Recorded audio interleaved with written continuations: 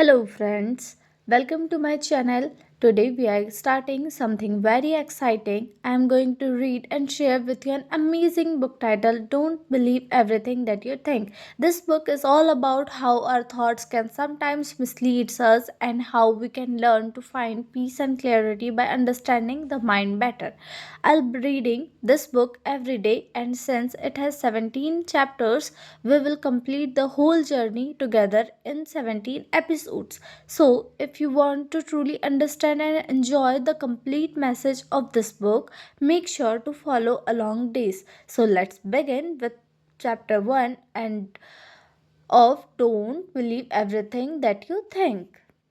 Chapter 1, the journey of finding the root cause of suffering. People have a hard time letting go of their sufferings out of a fear of the unknown. They prefer suffering that is familiar. There is an important distinction to make when speaking about suffering. When I mention suffering is in this book, I am referring to psychological and emotional suffering. There is always in which no matter what happens in your life, you do not have to suffer emotionally and psychologically. I am not saying that what we go through is all in our head or made up. Terrible and unfortunate events happen to people every single day. What I am saying is that although we experience a lot of pain in our lives, suffering is optional.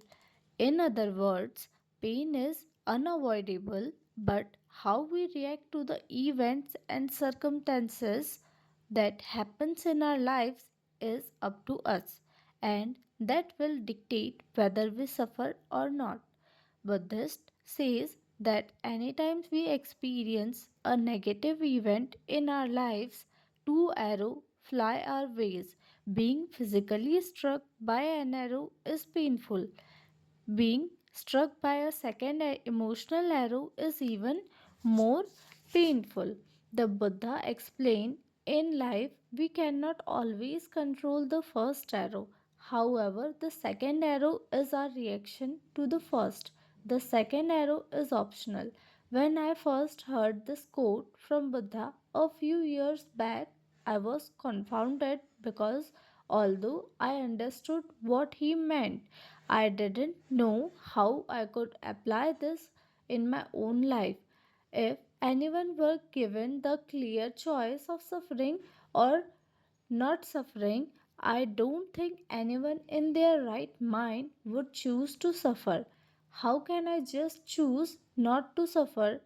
If it were as easy as that, I don't think anyone would be suffer anymore.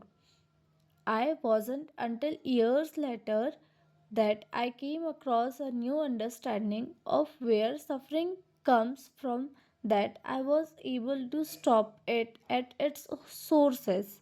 As I began my journey of self improvement, I came across a myriad of different teachings, studies, and methods to help people overcome their problems. I read dozens if not hundreds of books, studied psychology, went to therapists, listened to many different thoughts leaders, tried changing my habits, waking up at 4 a.m., changing my diet, becoming more structured and disciplined, shadow work, studying personality types, meditating daily, going on spiritual retreats, following spiritual masters, and researching different ancient religions. If you name it, I have probably tried it. I was desperate to find an answer because I wanted to know how to stop suffering in my own life as well as help others do the same.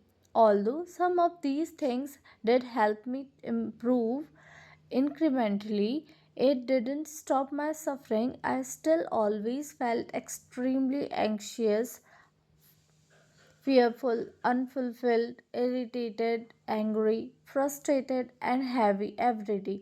Even after doing all of that, I still didn't discover the answer.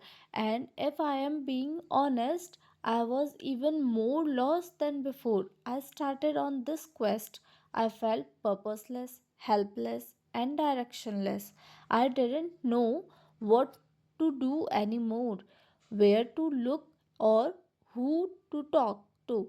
It wasn't until I was in my darkest hour that I glimmer of hope began to lead me to the light. All of the sudden, after years and years of searching, I stumbled upon one of my first mentors that taught me how to become a coach, and he revealed to me the answer of how I can alleviate my own suffering.